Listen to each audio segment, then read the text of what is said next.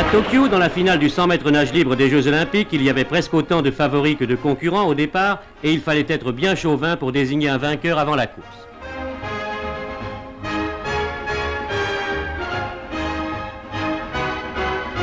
Le Français Godvalès est à la ligne numéro 3, mais le vainqueur, vous l'apercevez maintenant à la ligne numéro 5, c'est l'Américain Don Chalander, un adolescent de 18 ans qui remportera 4 médailles d'or à lui tout seul. Le tiercé du 100 mètres d'eau féminin était beaucoup plus facile à établir. Une seule difficulté, trouver la candidate à la médaille d'or. Le cœur des Français battait pour Kiki Caron, celui des Américains pour Cathy Ferguson et Virginia Duenkel. Dans cette aventure, les Français ont frisé l'infarctus. Kiki Caron, ligne numéro 4, a perdu d'un souffle la médaille d'or.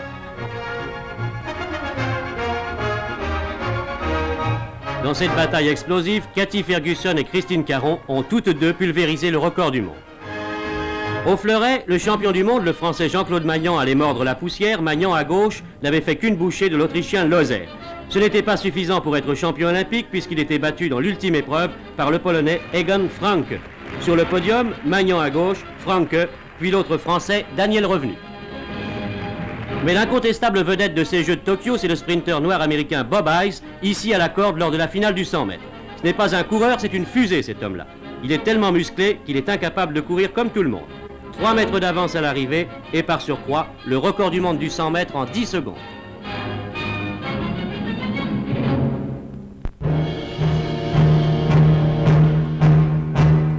Les événements spectaculaires se sont précipités à Moscou. On venait d'annoncer qu'un même vaisseau cosmique avait emporté 3 hommes autour de la Terre. 3 hommes qui n'avaient subi qu'un entraînement sommaire. Et M. Khrouchtchev ne les accueillerait pas comme à l'habitude sur la place rouge parce qu'il avait été, du jour au lendemain, libéré de ses fonctions. On en oublia les cosmonautes, car ce coup de théâtre nous replongeait dans 11 années d'histoire. Il nous ramenait en 1953, au temps de la difficile succession de Staline, le temps des hommes au visage fermé, qui s'appelait Malenkov, le premier successeur, Molotov. C'était le temps aussi de la guerre froide.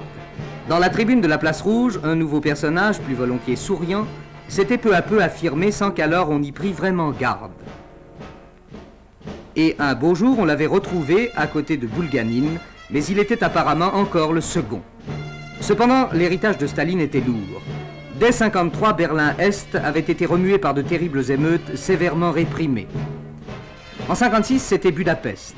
Enfermé derrière le lourd rideau de fer, le monde de l'Est ressentait l'impérieux besoin de respirer, voire au prix du sang.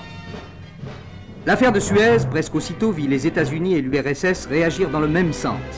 Un nouveau style entre les deux grands allait-il s'instaurer? Seul chef au Kremlin depuis 1958, M. Khrouchtchev, qui avait pourfendu le stalinisme au 20e congrès, devint l'homme de la coexistence pacifique. Renonçant à la guerre froide, il amorça spectaculairement l'ouverture à l'Ouest.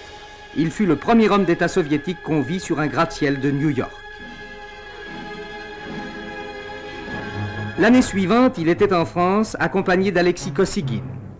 Certes, la coexistence n'alla pas sans écueil. Il y eut l'affaire de Berlin, où on allait voir s'édifier le fameux mur. Berlin qui donna à M. Khrouchtchev l'occasion de réaliser à l'ONU un de ses célèbres numéros.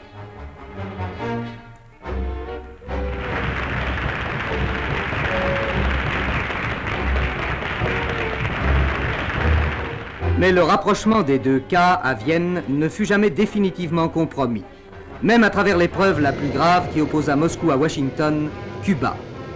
Dès la découverte par ses avions de reconnaissance des bases de fusées soviétiques dans l'île, John Kennedy avait parlé haut et net. Le monde, peut-être, s'était trouvé au bord de la guerre. Mais la coexistence avait survécu. Et conséquence immédiate, un télétype rouge direct entre la Maison-Blanche et le Kremlin avait été installé.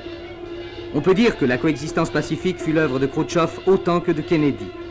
Elle permettait en URSS même un autre virage qui donnait le pas à l'agriculture sur l'industrie lourde. Mais le grand programme de culture des terres vierges semble échouer. Après une récolte désastreuse, il fallut à l'URSS acheter du blé au Canada et aux États-Unis. On le reprochera à M. K. Il reste qu'après 30 ans de rigueur stalinienne, ce qu'on peut bien appeler le khrouchtchevisme a cherché à ouvrir la société soviétique à un mieux-être. Et il n'est pas impossible de voir dans les modes qu'on a présentés à Moscou le signe qu'il y est dans une certaine mesure parvenu.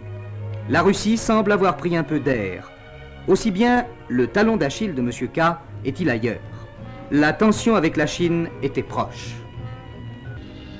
Dès l'affaire de Cuba, l'opposition chinoise à la politique de M. Khrouchtchev devint patente. Et ce dernier sembla prêt à accepter la rupture définitive lorsqu'éclatèrent les incidents de Mongolie.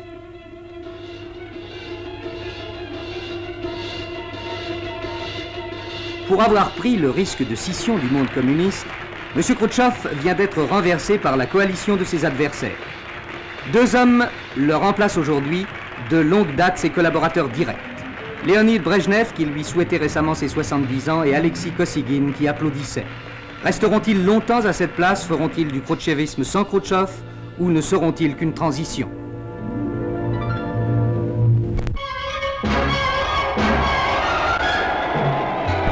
L'Angleterre vient de changer sa majorité au pouvoir depuis 13 ans. L'attente du résultat des élections a fait vivre à Londres la longue nuit d'épuisement. Très vite, il était apparu que l'église Downing Street allait perdre au profit du leader travailliste, son locataire conservateur, Sir Alec Douglas Hughes. La question qu'on se posait ici ou là, avec plus ou moins d'énergie et de conviction, ne concernait véritablement que l'ampleur du succès, condition d'une plus ou moins grande efficacité. Harold Wilson devra se contenter d'une faible majorité, ce qui n'entame nullement la sérénité du nouveau Premier ministre de Sa Majesté. On ne peut pas dire que personne ne s'est mouillé dans cette affaire. L'Angleterre a changé de tête, ce qui ne veut pas forcément dire de chapeau.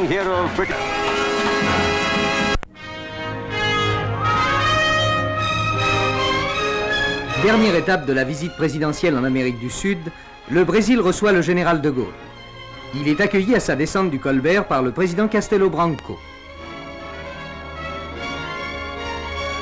Et c'est sous un déluge de papier multicolore lancé par les cariocas enthousiastes que le cortège a traversé Rio de Janeiro. Une halte qui ne devait pas excéder 1 heure, mais qui donnait immédiatement le ton.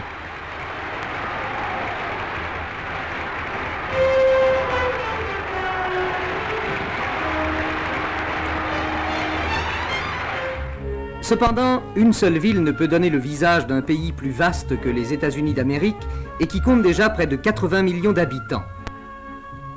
Le Brésil est le pays le plus industrialisé d'Amérique du Sud. Plusieurs millions d'ouvriers y ont créé une classe nouvelle.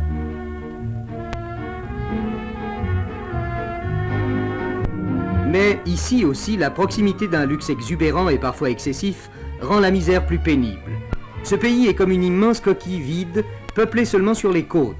Et c'est pour assurer le développement de l'intérieur du pays qu'a été lancée la grande opération Brasilia, oasis du modernisme dans une savane ingrate. Nette comme une épure et encore inachevée, Brasilia est une capitale à l'échelle de l'an 2000 pour une nation de 200 millions d'habitants. À l'université où l'attend une foule considérable, le général de Gaulle aura enfin l'occasion de prendre contact avec la jeunesse et de lui dire combien son avenir est immense. De Brasilia à Sao Paulo, le général de Gaulle va passer de la capitale fédérale à la capitale économique du Brésil.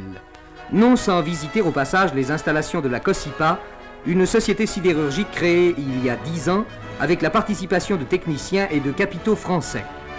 Les ouvriers des laminoirs applaudiront longuement le président de la République française.